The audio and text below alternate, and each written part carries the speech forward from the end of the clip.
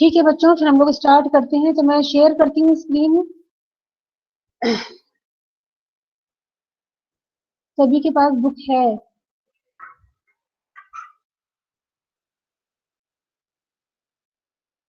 सुब्रमण्यम की बुक सभी के पास है। तो यहाँ पर हम लोग स्टार्ट करते हैं classification of colloidal dispersions. Broadly colloidal dispersions are classified in 3 categories. ठीक है, पहली कैटेगरी है पेज नंबर 321, सब लोग देखेंगे। सभी लोग ध्यान से समझ लीजिए। जो टेबल 2.9.2 है, that is example of colloidal dispersion in different phase, in different matter. ठीक है, तो जो 9.2 है, it contains examples of colloidals that are meant that are prepared with solid phase, solid liquid phase, solid gas phase। ठीक है, same इसी तरीके से liquid solid phase, liquid phase, liquid gas phase. मैं आपको कर्सर के थ्रू समझा रही हूँ। देखिए, solid means disperse phase is solid and dispersion media जो हमारे व्हीकल है that is solid liquid gas, वो कुछ भी हो सकता है। और इधर हमारा जो डिस्पर्स फेज है, it is also solid liquid और gas. It has given this table has given summarized form of examples that if we talk about solid colloidal systems, we can discuss zinc oxide paste in toothpaste. ठीक है, toothpaste में जो हमारा है that is क्या कहते हैं, solid solid colloidal system है। ठीक है, और फिर जैसे सॉलिड लिक्विड की बात करते हैं तो बेंटोनाइट एंड मैग्मास जो होते हैं वो सब आ जाते हैं सॉलिड लिक्विड में। तो जो ये जो आपकी टेबल है ना, इट ओनली एम्फसाइज्ड एग्जांपल्स। ठीक है, तो आपको एग्जांपल्स अगर लिखना है तो आप एग्जांपल यहाँ से ले लेंगे। come to the main topic, that is the difference that are different categories of colloidal systems. First category is lyophilic, second one is lyophobic, and third one is association colloids. We can see better in table 9.3। दिखाई पड़ रहा है सबको? Screen share हो रही है? Yes ma'am. ठीक है, तो लायोफिलिक का मतलब होता है the system love solvent base. जो हमारा सॉल्वेंट व्हीकल सिस्टम है, डिस्पर्जन सिस्टम है, उसको उसके लिए एफिनिटी शो करते हैं, that's why they are known as lyophilic. ठीक है, तो लायोफोबिक जब कहेंगे मींस वो सॉल्वेंट सिस्टम को हेट कर रहे हैं, तो दे आर लायोफोबिक हो गया। तो अभी हम लोग लायोफिलिक की बात कर रहे हैं। तो लायोफिलिक में फर्स्ट प्रॉपर्टी है डिस्पर्स्ड फेज। तो देखेंगे सब लोग डिस्पर्स फेज लायोफिलिक में मोस्टली ऑर्गेनिक होते हैं। ऑर्गेनिक जो मॉलिक्यूल्स होते हैं they are highly solvent loving, तो इसलिए उनको लायोफिलिक में कंसीडर किया गया है। लायोफोबिक में कौन आते हैं? जो इनऑर्गेनिक होते हैं। बहुत अच्छा सा इनका डिस्टिंग्विश कैरेक्टर है कि जितने भी ऑर्गेनिक हो गए हैं वो सब लायोफिलिक बना रहे हैं। जैसे आपकी लायोफिलिक ऑर्गेनिक कोई है जिसका एग्जांपल कोई दे सकता है मुझे? ऑर्गेनिक मॉलिक्यूल्स का एग्जांपल दें मुझे। अब तुम लोग को ऑर्गेनिक ही बताना पड़ेगा कौन से होते हैं।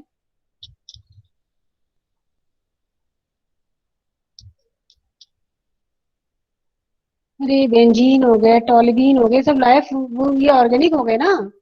तो इन्हीं का तो मैं पूछ रही हूँ आप लोगों से। ठीक है, आगे चलते हैं हम लोग।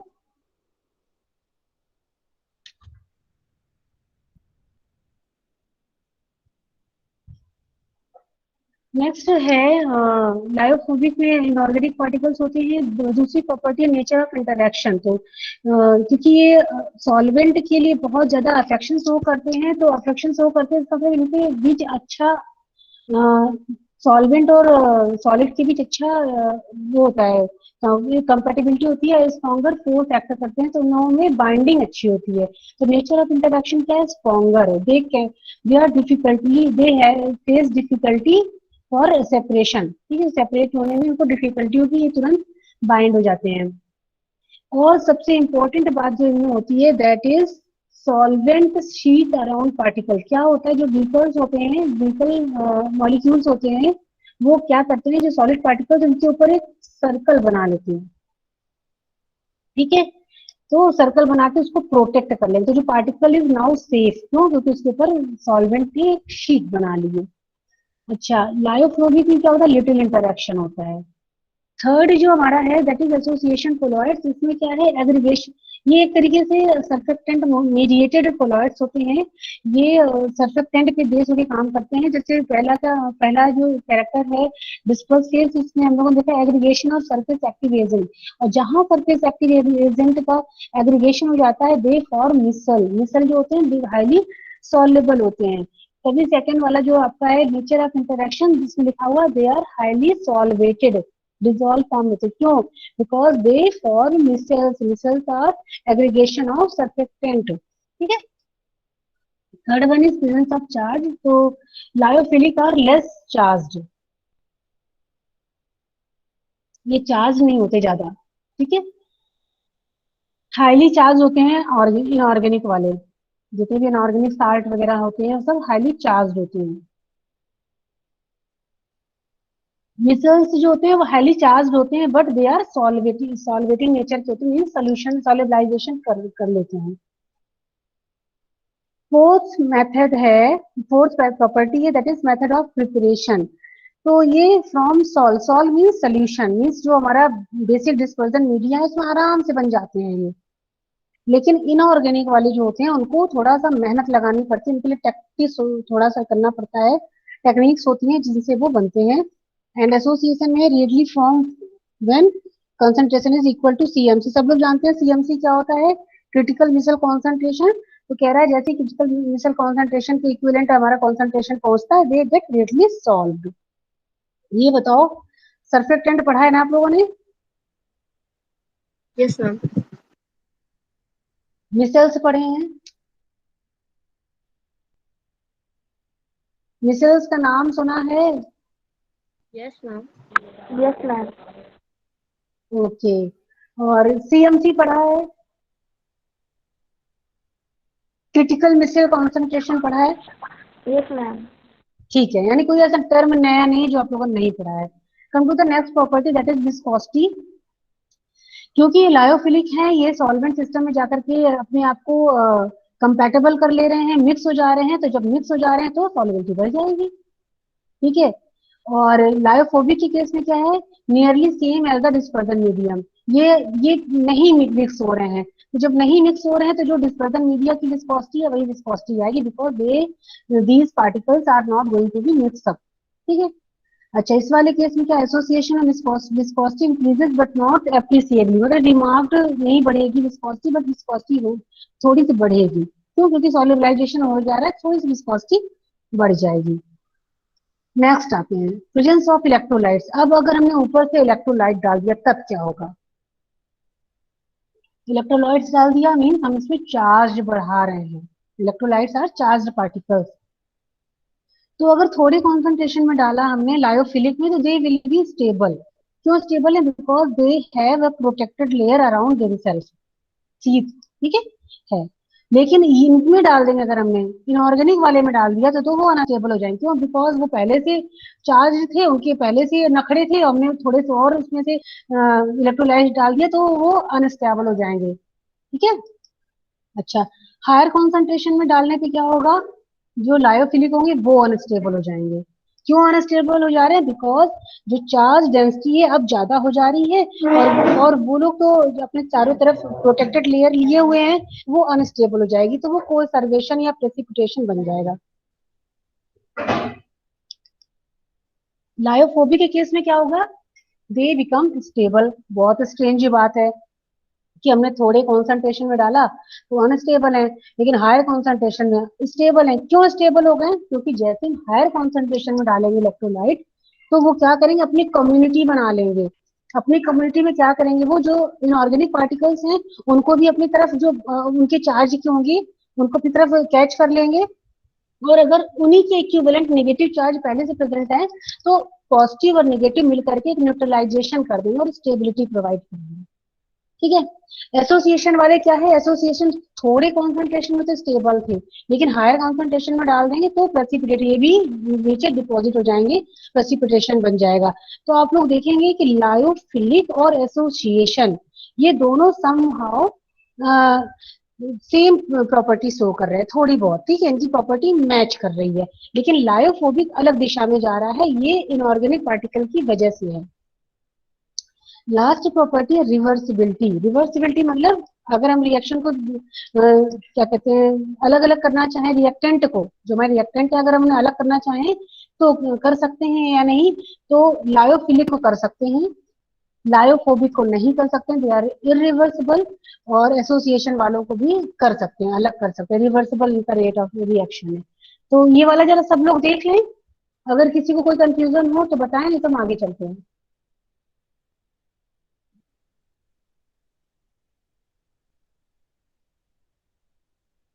आगे चलें।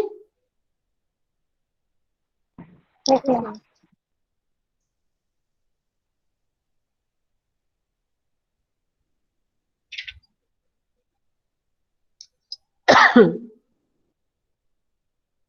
तो आगे जो इन्होंने डिस्कस किया है ब्रॉड फॉर्म में, आप लोग ये टेबल बहुत अच्छी तरीके से तैयार करना है। और एक काम और करेंगे, इस टेबल पे ना एग्जांपल्स नहीं लिखे हुए, एग्जांपल्स और ऐड कर लेंगे तो ये कंप्लीट आपका डिस्टिंग्विशिंग फीचर्स हो जाएंगे on the basis of their properties. Okay, तो इसमें आपको एग्जांपल और ऐड करने हैं, दिस इज सफिशिएंट। अब आते हैं इंडिविजुअली देखते हैं कि व्हाट आर लायोफिलिक। तो जैसा कि मैंने पहले आपको बताया कि lyophilic means solvent loving, means हम इनको किसी भी सॉल्वेंट सिस्टम में डालते हैं, दे गेट कंपैटिबिलिटी, वो वहाँ पे कंफर्टेबल फील करते हैं और अपने आप को मिक्स कर लेते हैं।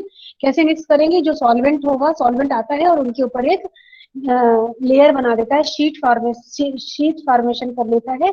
तो इसको क्या कहते हैं, हम लोग स्टेबल मानते हैं कि चलो वो लोग आपस में स्टेबल हो रहे, तो ये थर्मोडायनेमिकली स्टेबल है। दूसरी पॉइंट ये, पहला पॉइंट क्या था, दे आर सॉल्वेंट लविंग। दूसरा पॉइंट क्या है, they show higher affinity towards dispersion medium. ठीक है, तीसरा पॉइंट क्या, दे आर थर्मोडायनेमिकली स्टेबल। बहुत इंपॉर्टेंट पॉइंट्स हैं ये। अच्छा, अब आते हैं हम लोग नेक्स्ट इसकी प्रॉपर्टी में। तो इसमें डिस्पर्स्ड पार्टिकल्स में भी हाइड्रोफिलिक, कह रहा है कि पार्टिकल्स जो होते हैं हाइड्रोफिलिक भी हो सकते हैं, हाइड्रो और लिपोफिलिक भी हो सकते हैं। तो सब लोग जानते हैं हाइड्रोफिलिक किसे कहते हैं। हाइड्रोफिलिक आर द सब्सटेंसेस और compounds which show affection towards water. ठीक है, तो वो हाइड्रोफिलिक होते हैं। और lipophilic means when they show affection towards lipoidal things, तो उसे लिपोफिलिक कहते हैं। तो ये क्या है, कोलाइडल सिस्टम जो इस टाइप के होते हैं ना, वो हाइड्रोफिलिक भी हो सकते हैं, लिपोफिलिक भी हो सकते हैं। हाइड्रोफिलिक में जैसे अकेशिया और जिलेटिन होते हैं, एल्ब्यूमिन हो गया, इंसुलिन हो गया, they form hydrophilic colloidal system.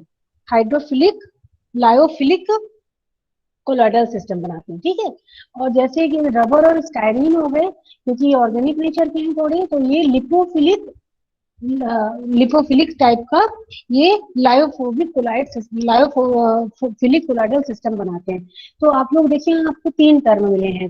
एक टर्म है लायोफिलिक, दूसरा टर्म है हाइड्रोफिलिक, तीसरा है लिपोफिलिक। ठीक है, लायोफिलिक मींस कोई भी सॉल्वेंट सिस्टम हो, वो जो कोर्स जो हमारा पार्टिकल है, it has affinity towards any system. ठीक है, तो ये हो गया lyophilic. Hydro means if it shows affection towards water, hydrophilic हो गया। और lipophilic means if it shows affection towards lipoidal things, तो ये लिपोफिलिक हो गए। तो इस तरीके से चार पांच मैंने आपको पॉइंट्स इसके बताए हैं, लायोफिलिक के बताए हैं। सब लोग ध्यान से इसको समझ लीजिएगा।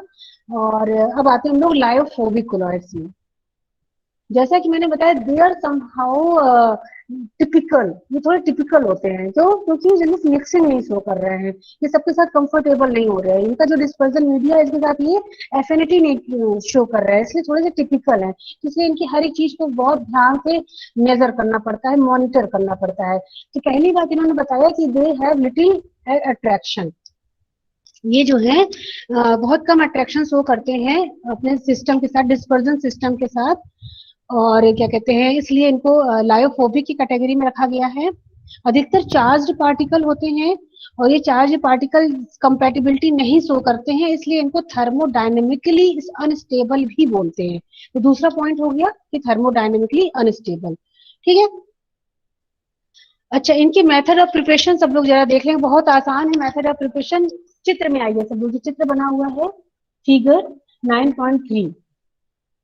So 9.3 image is saying that this kind of colloidal system can be prepared by any of three methods. ठीक है, first is milling, milling means grind कर देना, उसको बड़े पार्टिकल को छोटा कर लेना। तो सब लोग देख रहे हैं कोर्स पार्टिकल हमारे पास है उसको मिलिंग कर दे रहे हैं, छोटा कर दे रहे हैं और उसको हम ग्राइंड करके कोलॉइडल पार्टिकल्स में कन्वर्ट कर रहे हैं। तो this is first type. Second one is peptization method और dispersion. Peptization method involves flocs aggregation. ठीक है, तो यहाँ पे क्या होता है, एग्रीगेशन ऑफ फ्लॉक्स है यहाँ पे। और ये जो क्या कहते हैं एग्रीगेट्स है, दो मेथड्स के थ्रू कोलॉइडल पार्टिकल बनाते हैं। पहला ये, क्योंकि ये फ्लॉक्स है तो फ्लॉक्स में कुछ अगर इलेक्ट्रोलाइट चार्ज है या फ्लॉकुलेटिंग एजेंट पड़ा हुआ है तो उस फ्लॉकुलेटिंग एजेंट को उसमें से हटा दो। ठीक है, इलेक्ट्रोलाइट्स को हटा दो। तो जैसे हम इस फ्लॉकुलेटिंग एजेंट को हटाएंगे तो वो डिस्पर्स्ड पार्टिकल की तरह, इंडिविजुअल डिस्पर्स्ड पार्टिकल की तरह ऑब्टेन हो जाएंगे। सेकंड ये है कि अगर फ्लॉक्स बन गए हैं और इसमें से इलेक्ट्रोलाइट्स नहीं हटाए जा सक रहे हैं तो क्या करेंगे, इसमें हम थोड़े से सर्फेक्टेंट डाल देंगे। ठीक है, तो सर्फेक्टेंट डाल देंगे या डीफ्लॉकुलेटिंग एजेंट डाल देंगे। तो जैसे सर्फेक्टेंट डालेंगे, सर्फेक्टेंट की टेंडेंसी होती है उसको वो क्या कहते हैं सॉल्युबलाइज करने की, तो फ्लॉक्स को वो डिसॉल्व कर देगा और छोटे छोटे कोलाइडल पार्टिकल्स में कन्वर्ट कर देगा। तो ये आपका हो जाएगा पेप्टाइजेशन। ठीक है, अब आते हैं थर्ड है जो आपका इलेक्ट्रिक आर्क मेथड। मीन हम we are going to provide some kind of electricity there. ठीक है, तो इसमें क्या होगा, बड़े पार्टिकल्स हैं उनको with the help of electricity या इलेक्ट्रिक आर्क हम इनको छोटे पार्टिकल्स में कन्वर्ट कर रहे हैं, जैसा कि इमेज में दिखाया भी गया है। तो दीज आर द मेथड्स जो आप लोग देखेंगे। देखिए पेप्टाइजेशन भी लिखा हुआ है, this is breaking of aggregation. ठीक है, और सेकेंड इसमें next method electric arc method या अल्ट्रासोनिक मेथड। तो इस मेथड में भी इन्होंने यही बोला है कि सिल्वर या गोल्ड का अगर कोई मेटल है उस मेटल को हम इलेक्ट्रिसिटी प्रोवाइड करके छोटे छोटे पार्टिकल्स में, कोलाइड पार्टिकल्स में कन्वर्ट कर लेते हैं। तो this was first method. This method is known as dispersion method. ये देखिए पहला मेथड है इसका, मेथड ऑफ प्रिपरेशन पहला डिस्पर्जन मेथड था। डिस्पर्जन मेथड में डिस्पर्जन बना रहे हैं, कोलाइडल डिस्पर्जन। देखिए सब जगह कोलाइडल डिस्पर्जन बन रहा है। तो पहला था मिलिंग, दूसरा हो गया पेप्टाइजेशन, तीसरा इलेक्ट्रिसिटी। ठीक है, अब सेकंड मेथड आते हैं, दैट इज कंडेंसेशन। कंडेंसेशन क्या कह रहा है, मिक्सिंग करना। कंडेंस मतलब कई सारे पार्टिकल्स को मिला करके हम एक बड़ा पार्टिकल बना रहे हैं, that is condensation method.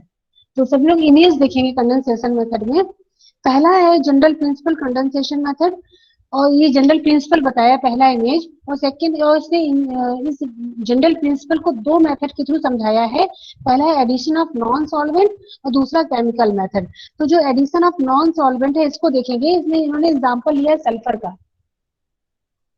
Sulphur के बड़े बड़े पार्टिकल्स थे, उन पार्टिकल्स में उसने सॉल्वेंट ऐड किया, एडिशन ऑफ नॉन सॉल्वेंट। ठीक है, तो नॉन सॉल्वेंट ऐड किया है जो कि आपका अल्कोहल है, इन्होंने ऐड किया है। तो अल्कोहल ने क्या किया, मॉलिक्यूलर डिस्पर्जन बना दिया, molecules of sulphur in solution. और फिर जैसे ही हमने उसमें पानी ऐड किया, वाटर ऐड किया, तो कोलॉइडल पार्टिकल्स बन गए। तो this is addition of non solvent method. क्यों क्या हुआ कि प्रेसिपिटेशन हो गया, जो सॉल्वेंट था, नॉन सॉल्वेंट था, उसका प्रेसिपिटेशन हो गया और ये कोलॉइडल डिस्पर्जन बन गया सल्फर का। Second one is chemical method. Chemical method में इन्होंने क्या किया, दो रिएक्टेंट लिए हैं, रिएक्टेंट ए और रिएक्टेंट बी, इनको उन्होंने मिक्स किया और कोलॉइडल पार्टिकल्स बनाया है। ठीक है, तो इसके प्रिंसिपल जो है इसका कंडेंसेशन मेथड को, इसको जरा सा एक बार सब लोग देख लेते हैं। कह रहा है when solubility of A compound in water is exceeded. अगर किसी कंपाउंड की पानी में बहुत ज्यादा सॉल्युबिलिटी है, it solution become super saturated. सब लोगों ने पहले से ही पढ़ा हुआ है इस चीज को, सुपर सैचुरेटेड किसे कहते हैं। In this state, either the compound precipitates or crystals grow। ऐसी स्टेट में क्या होगा, या तो क्रिस्टलाइजेशन हो जाएगा या प्रेसिपिटेशन हो जाएगा। जब सुपर सैचुरेटेड सोल्यूशन बन जा रहा है तो आफ्टर स्टोरेज, जब स्टोरेज में रख देंगे तो क्रिस्टलाइजेशन जैसी रिएक्शन दिखाई पड़ने लगेगी। Crystallization process follows in two successive steps. दो मेथड होते हैं, एक तो होता है न्यूक्लिएशन, मीन्स स्टार्ट होना। न्यूक्लिएशन मतलब एक छोटा सा जो पार्टिकल जो न्यूक्लिएट बना क्रिस्टलाइजेशन को इनिशिएट कर रहा है, एंड ग्रोथ ऑफ न्यूक्लियाई। और उसका ग्रोथ कैसे करेगा, सराउंडिंग मॉलिक्यूल्स को अपनी तरफ खींच करके ये क्रिस्टल्स बना लेगा। क्लस्टर्स ऑफ आयंस और molecules are called nuclei and these should be sufficiently stable. Nucleation is critical step because no sooner these form these get solubilized due to their large surface area. तो इन्होंने principal condensation के principal में इन्होंने crystallisation के principal को discuss किया है, किस प्रकार से सुपर सैचुरेटेड सोल्यूशन जो है वो क्रिस्टलाइजेशन को आगे की ओर एग्जीक्यूट करता है। तो यहाँ पे इन्होंने कंडेंसेशन मेथड को एक्सप्लोर किया है for the formation of colloidal dispersion. फिर उन्होंने पहला लिया एडिशन ऑफ नॉन सॉल्वेंट। उन्होंने बताया कि sulphur is soluble in alcohol, sulphur जो है वो अल्कोहल में सॉल्युबल है। तो क्या किया हमने, concentrated alcoholic solution of sulphur is poured in excess amount of water. जैसे ही कंसंट्रेटेड सोल्यूशन इसका हमने वाटर में पोर कर देंगे तो नॉन सॉल्वेंट, जो इसका non solvent means access amount of alcohol जो है वो वहां से रिमूव आउट हो जाएगा और वहां पे वाटर की एक लेयर बन जाएगी और इस तरह से कोलॉइडल पार्टिकल्स डेवलप होंगे। The sulphur which is present in the molecular state in alcohol gets precipitated, ठीक है, out as a finely divided particle. These particles grow rapidly and form colloidal dispersion. ठीक है, acetone can also be used in this method. तो यही इन्होंने बताया इस वाले एडिशन ऑफ नॉन सॉल्वेंट में। Come to the second method that is chemical method. Chemical reaction में be carried out to prepare lyophobic salts या colloidal system. These methods are largely restricted to organic inorganic substances. केवल inorganic वालों को ही बना सकते हैं, जैसे गोल्ड, सिल्वर, प्लैटिनम। ये रिडक्शन मेथड के थ्रू गोल्ड कोलॉइडल पार्टिकल में कन्वर्ट होंगे। सल्फर, अगर सल्फर का बनाना चाहें उसको ऑक्सीडेशन करना पड़ेगा, मतलब हमने कोई ना कोई केमिकल रिएक्शन लगा दी जिससे वो कोलॉइडल पार्टिकल में कोलॉइडल फॉर्म में कन्वर्ट हो गया। फेरिक ऑक्साइड, इसका हम हाइड्रोलिसिस करते हैं।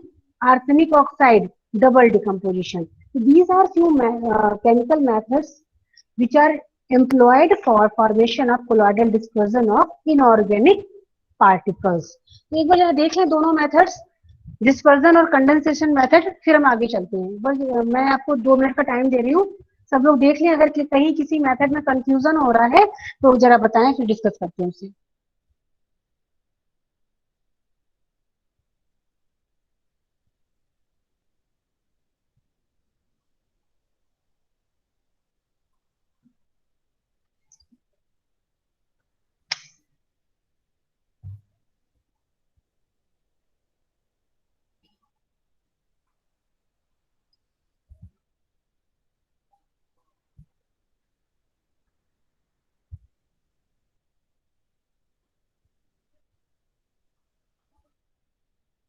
किसी को कंफ्यूजन है?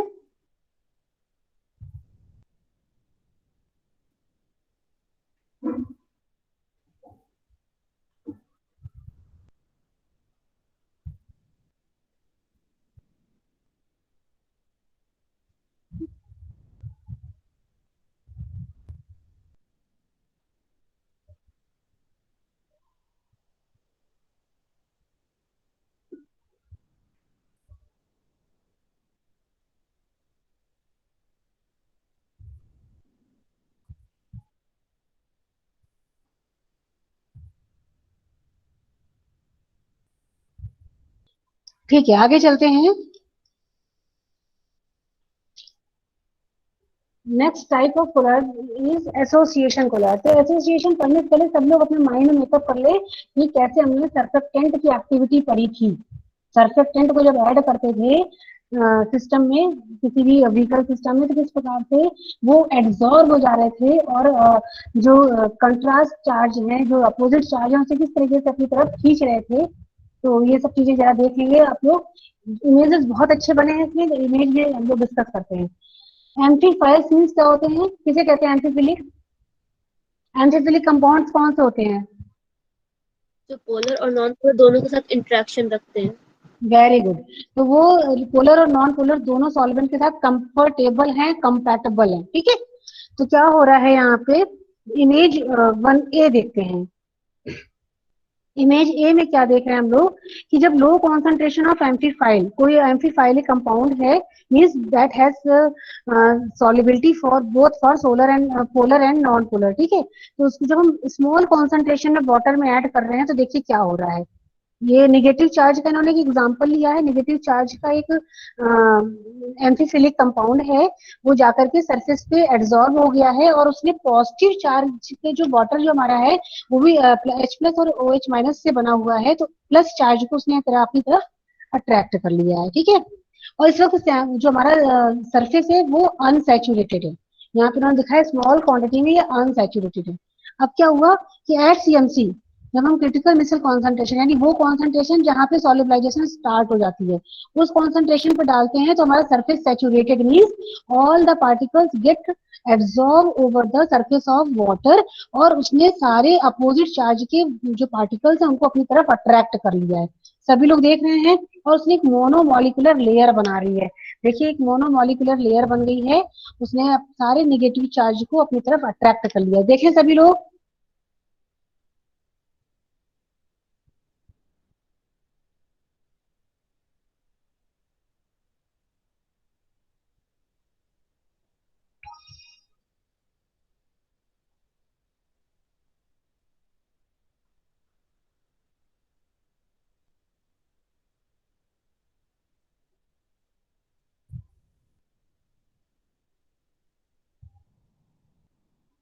देखा आप लोगों ने? देखिए, तो मैं इसको एक बार और एक्सप्लेन करती हूँ। इन्होंने बोला कि जब हमने क्या कहते हैं CMC कॉन्सेंट्रेशन में ऐड किया है, तो CMC concentration means approximately 50 monomers have gathered at the surface, वहां पे इकट्ठा हो गए 50 के करीब मिसल्स, और उनका जो साइज है वो 50 एंगस्ट्रॉम के करीब है।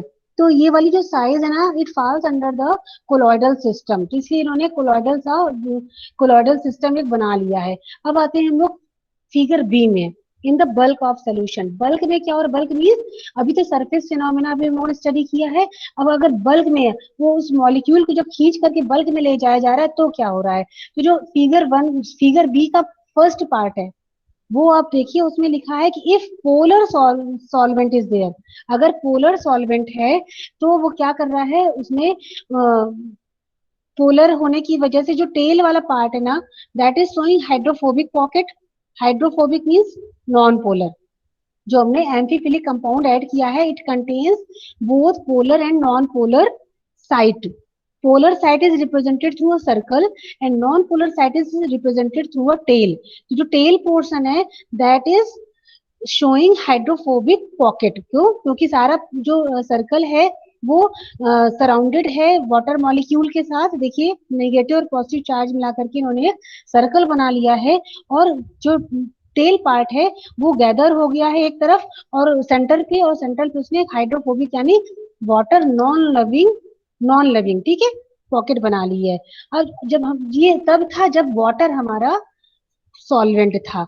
अगर वाटर की जगह कोई नॉन पोलर सॉल्वेंट ले लेंगे, उस केस में क्या होगा, उस केस में चित्र एकदम बदल जाएगा, उल्टा हो जाएगा। उल्टा इन द सेंस, जो सर्कल पोर्शन है एम्फीफिलिक कंपाउंड का, it will face towards bulk. दिखाई पड़ रहा होगा, बल्क की तरफ उसने फेस कर लिया है, और जो टेल है वो सराउंडिंग की तरफ है। जबकि जब वाटर था, तो वाटर के केस में क्या हुआ, टेल जो है वो ये सेंटर की तरफ है, और जो हमारा सर्कल है वो क्या पेरीफेरी सारे वाटर मॉलिक्यूल के साथ उसने इंटरेक्शन बना लिया है। तो ये वाला इमेज सबको समझ में आ रहा है? देख लें सभी लोग।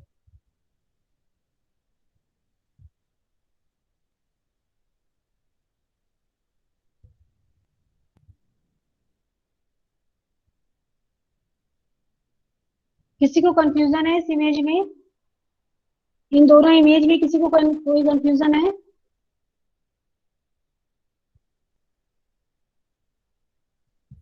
No ma'am. आगे चलें, आगे बढ़ते हैं हम लोग। तो ये वाला जो इन्होंने एसोसिएशन कोलाइड जो पढ़ा रहे डिस्कस किया है, इसमें इन्होंने एंटीफिलिक को बताया है कि एंटीफिलिक हमने compound, amphiphilic mean surfactant, don't get confuse through amphiphilic, it is a surfactant. Surfactant में आपने पहले पढ़ा, इट हैज polar and non polar end. तो क्या हो रहा है कि जब हमने वाटर लिया है, हम बी को डिस्कस कर रहे हैं, बी जो हम इमेज है इसको डिस्कस कर रहे हैं। इन्होंने कहा है अगर वाटर हमारा व्हीकल है, तो क्या होगा, जो हमारा एम्फीफिलिक कंपाउंड है वो जो इसको पोलर एंड है, वो जाके वाटर के साथ, वाटर मॉलिक्यूल के साथ, वाटर के जो कंट्रास्ट अपोजिट जो चार्ज है उसके साथ जाके इंटरेक्ट कर रहा है, और जो हमारा उसका जो नॉन पोलर एंड है वो सेंट्रल की तरफ है। ठीक है, इसका जस्ट कंट्रास्ट इधर देखेंगे, जब हमने नॉन पोलर लिया है तो हमारा जो क्या कहते हैं सर्कल है वो फेस कर रहा है टूवर्ड्स सेंटर, और जो टेल है वो फेस कर रहा है पेरिफेरी को। ठीक है, तो ये इन्होंने सरफेक्टेंट के तरीके से मैकेनिज्म समझाई है, और ये बताया है कि जब मिसल्स बन जाते हैं तो मिसल्स का जो साइज है, जो उसका एक्सटेंट है, जिस क्वांटिटी में वो ऐड हुआ है, तो वो कोलाइडल रेंज में आता है, इसलिए वो सरफेक्टेंट की हम लोगों ने मैकेनिज्म यहाँ डिस्कस की, because this surfactant at CMC concentration show function of colloidal dispersion. ठीक है, तो ये जो आप देख रहे हैं वो एक तरीके से नॉन सरफेक्टेंट की किस प्रकार से मिसल फॉर्मेशन होता है और किस प्रकार से इसकी मैकेनिज्म जो polar and non polar solvent होती है वो अभी तक हम लोगों ने डिस्कस की है। किसी को कोई कंफ्यूजन हो तो बताओ, नहीं तो हम आगे चले।